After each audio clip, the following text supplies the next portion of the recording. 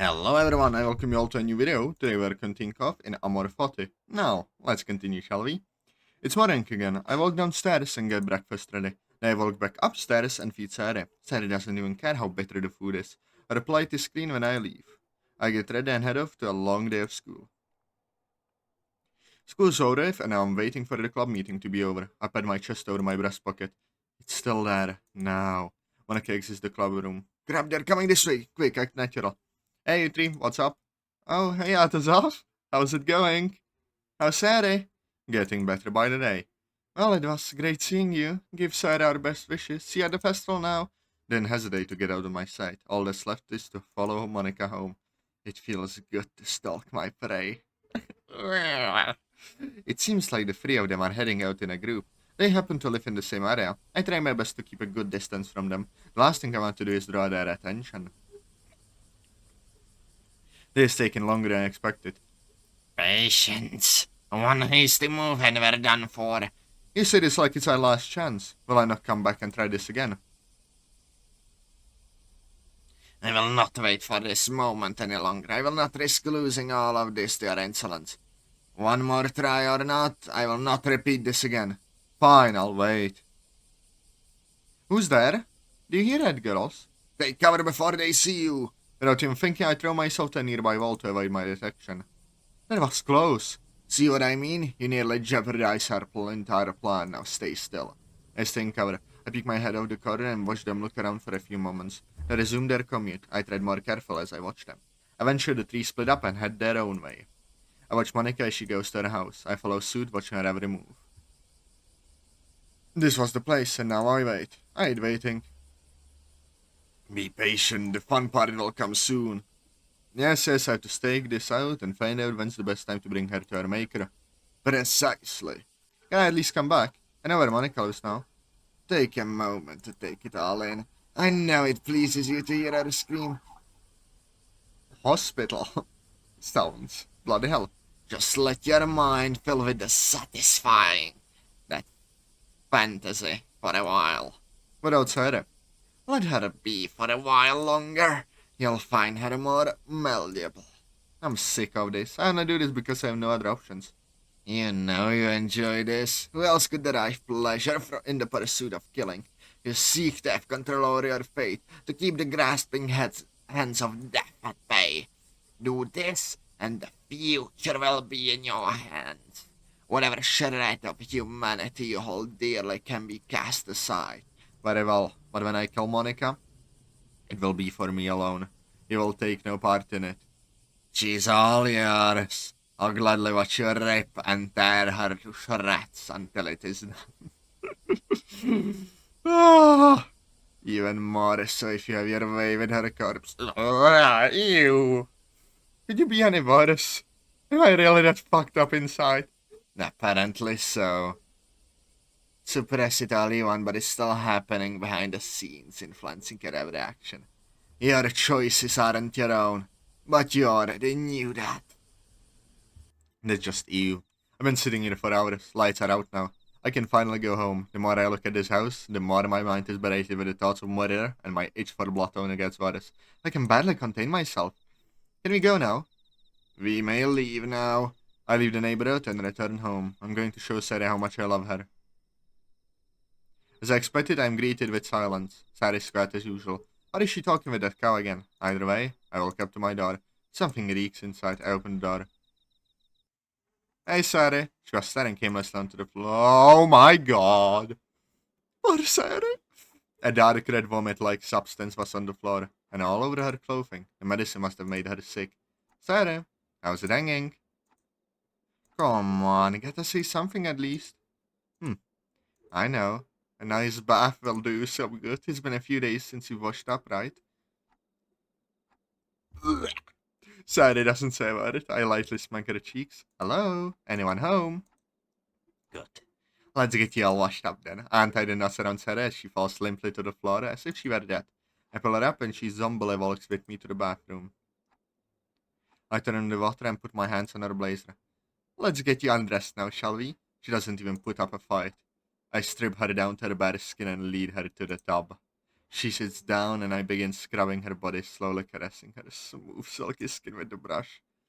Dirt and grime fall like rain down the water. I subtly run my hands through her silky hair, making sure each fiber of hair is nice and clean. My hands were wrapped around her breast, so soft and supple, ready for feeding. Ew! I was half tempted to move my hands down below, but I restrained myself. I mustn't allow myself to be spoiled yet. My prize will be waiting for me soon. I drain the water and dry her off. I lead her bare body back to the bedroom. I look into Sari's lifeless eyes. I've got something special planned for us soon. You'll love it. I promise. That's it. Come on, you love doing fun stuff. Alright, rest up. Sunday is going to be a fun-filled day. I make an exception and tie Sari to the bed. She should be more comfortable now. I hold her close in my arms as I lay down, the sound of her heartbeat thumping in my ear. The warmth of her body calming me down. Her skin tickles my own, putting my worries away. At this moment, I was finally at peace. There is one last thing I have to do, and we can be together forever. I am severely disgusted. You.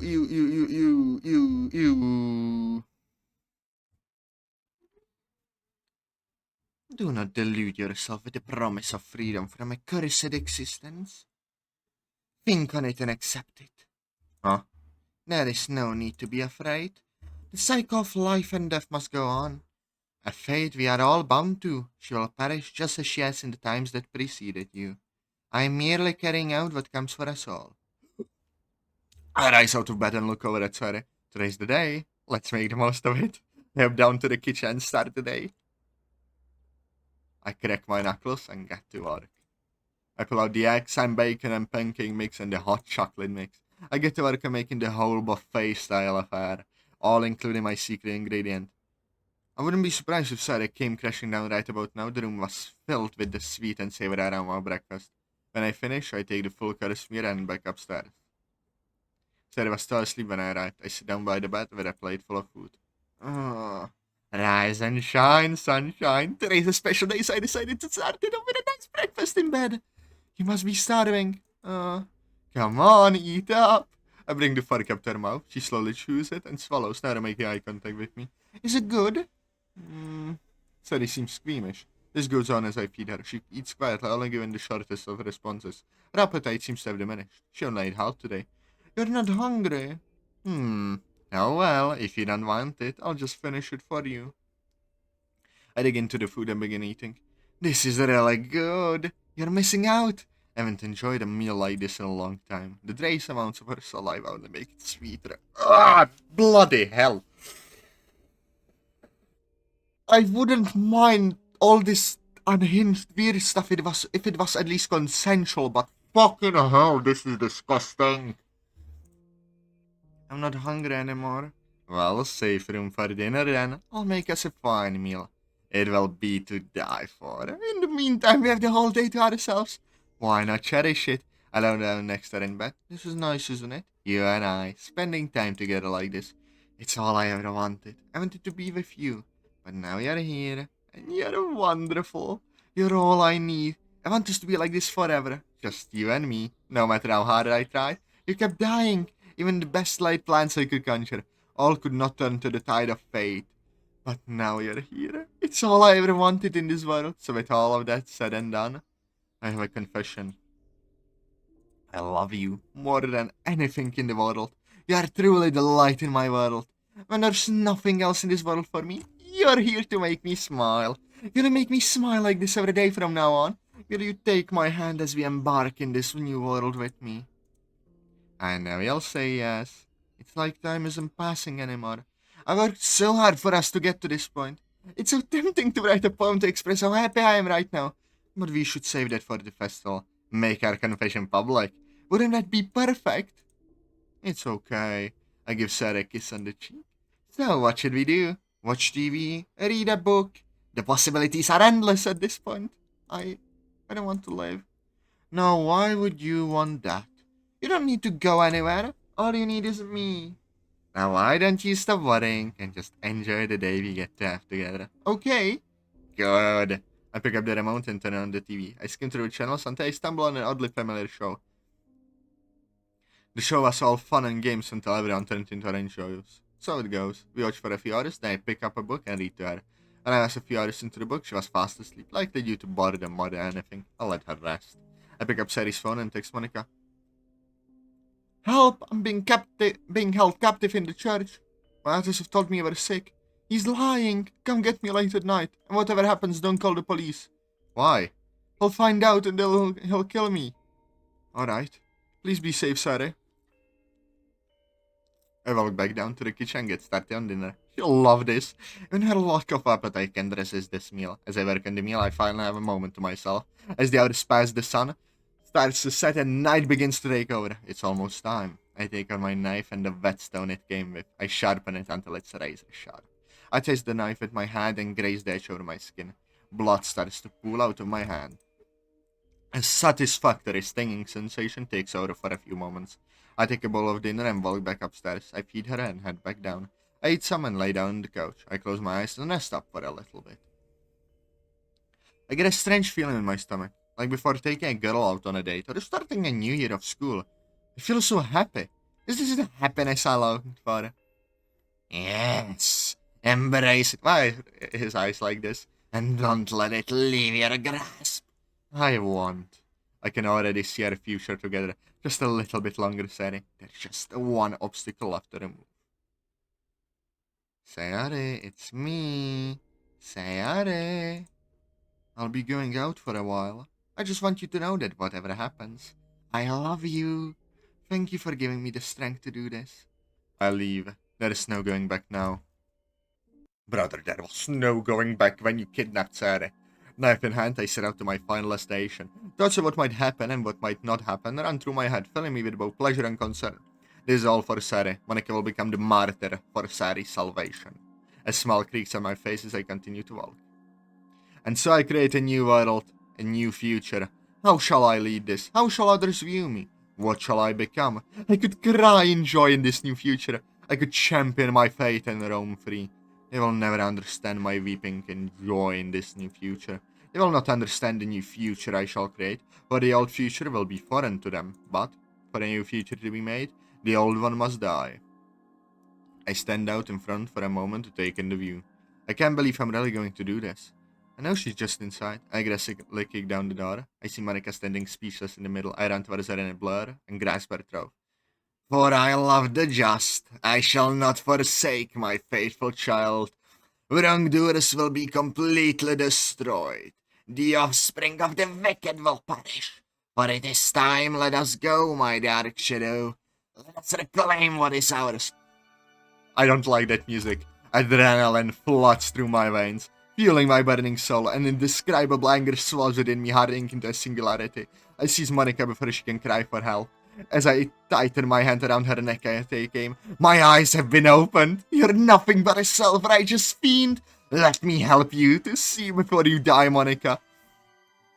I thrust the blade towards her neck slowly. Too slowly. Monika deflects it and uses her might to hold me back. I try to pull away, but we are equally matched.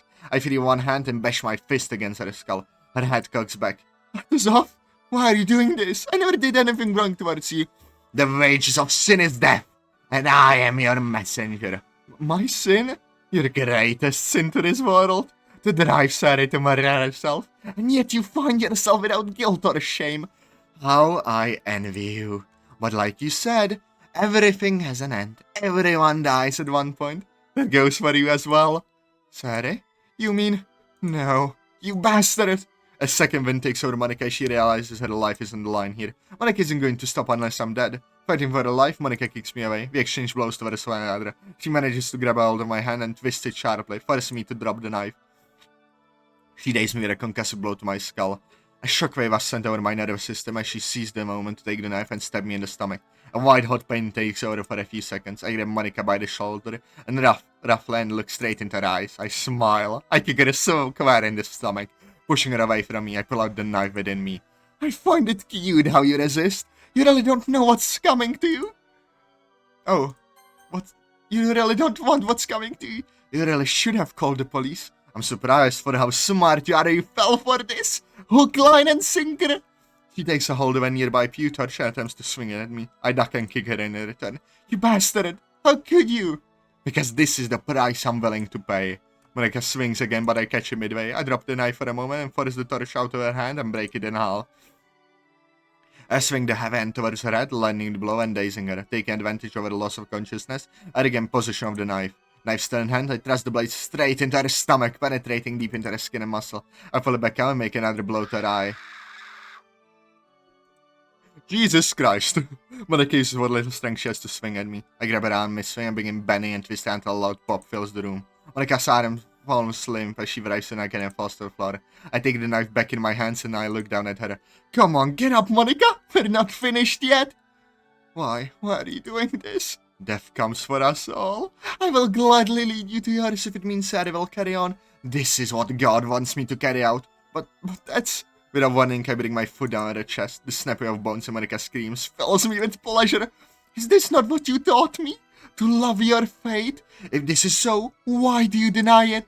You don't. What are you talking about? Do you only love it when it's convenient for you? I bring my foot down on her chest again. Monika cries out in agony as my ribs give in. She thought she could crawl away from me. We're not done yet. I pick her by the base of her hair and drag her to the altar. Things could have ended so much better for you, but now this is the fate you choose for yourself. Go to your maker. Why? Because you're the reason Sarah kills herself. If I get rid of you before I had a chance to ruin her life, she'll live. If you think about it, you die a martyr for your best friend. Isn't that a comforting thought? Monika coughs blood on my face. I lick some of it off my lips. The wine of her blood intoxicates me. You're wrong. I would never do such a thing. Do you value Sayori that little? I smug her across the face. When we first met, you told me I left Sayori hanging, and then I found her hanging on a noose. Sarah's entire diary entry is dedicated to while she finds you, and what do? You laugh it off and play innocent. Even death is too good for you, demon. Demon? The only demon in this room is you, Monika. If I'm a demon, compared to you, I'm not so bad. You won't get away with this. A fitting epitaph for her tombstone. Your death will bring me special pleasure. I let her go. She is too weak to move or defend herself. All she could do was look back at me. It's time. And to oblivion you go, demon. I firmly plant my foot on her. With my knife in both hands, I watch her struggle for a moment before I give her the killing blow. I plunge the knife deep into her heart, twisting and digging the blade into her flesh. Her hoarse voice heaves and gasps bloody breaths of desperation. One last attempt for survival. I fear her pulse wane as she gives into her death. It's over. A great sense of vertigo takes over. I feel time tearing itself apart, history shuffling itself. I could feel the very ebb and flow of destiny as a familiar darkness begins taking over my vision. But before its grasping hands could take me, I feel a strange tug of war going on inside me. Two parts of me fighting for control, one wanting to live forever, the other fighting to stay, both equally casting the other away. Eventually one side takes over. The humanity I once held dear to me had finally been stripped away from me. My body was no longer my own. I could still feel my knife humming with bloodlust. I had been intoxicated by it. I wanted more.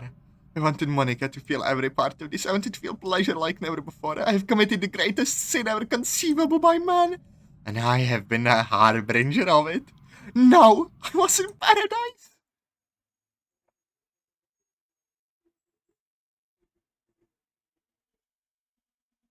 When I came to, I was lying in the church. All I could hear was the sound of my own gasp for air. I could feel my heart pounding out of my chest, and indescribable pleasure courses through my blood. I can barely contain it. I quiver in excitement when I finally then. I looked up to the altar as a delightful image had filled my eyes. Okay, I hate to break the flow here, but the following CG isn't safe for work. There is full frontal nudity, so if you are streaming this, please censor this. Okay. Oh dear God. Sarah, please save us from this sight. It will be needed.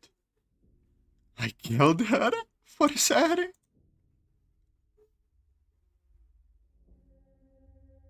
Monika is dead, and I have killed her. How shall I comfort myself? Who will wipe this blood off of me? What water is there for me to wash my sins? What festivals of atonement? What prayers must I ask? This deed is too great for me, but I had no other choice. The madness of this place had finally subsided. The loathsome corpse of Monika lies next to me. Why don't I feel anything? What the hell is this? Why do I feel no sense of victory? No sense of satisfaction? I feel only the empty void in my mind, my only companion being the stench of rotting flesh. I don't get it. What more needs to be done?